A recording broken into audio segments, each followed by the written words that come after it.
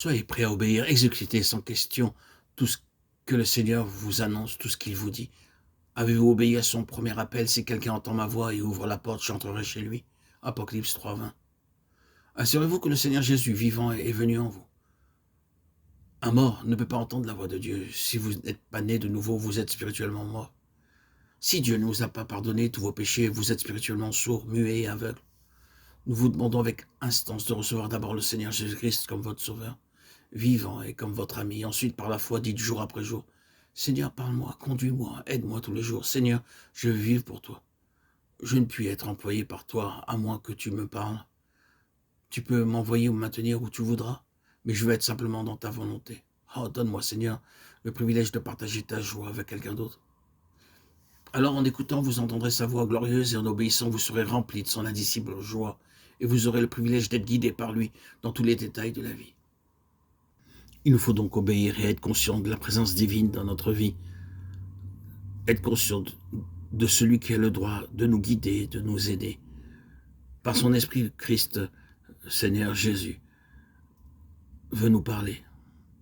Et seul le péché nous empêche de ressentir sa présence et la vie divine qu'il nous offre. Le péché peut être toujours à nouveau pardonné et ôté par son sang précieux. Lorsque notre Seigneur Jésus-Christ commença son ministère public, le ciel s'ouvrit, le Saint-Esprit descendit comme une colombe et la voix se fit entendre. D'en haut, il vint dans ce monde afin que le ciel soit ouvert pour nous et que le Saint-Esprit puisse venir en nous, pour nous conduire en toutes choses et pour nous permettre d'entendre tous les jours la voix de Dieu. Nous pouvons entendre cette voix de différentes façons et ainsi lui obéir. Dieu est esprit et sa voix est aussi spirituelle.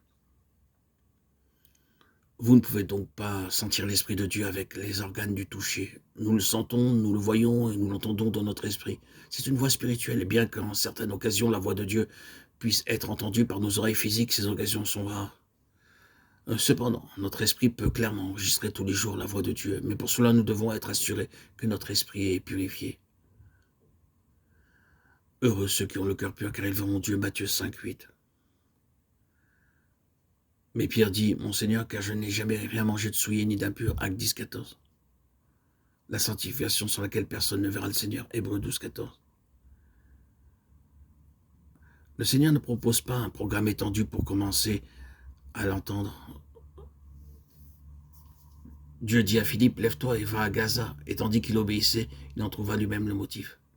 La condition de base pour entendre la voix de Dieu, c'est que vous devez être prêt à aller où Dieu veut vous envoyer et faire ce qu'il vous demande sans aucune objection.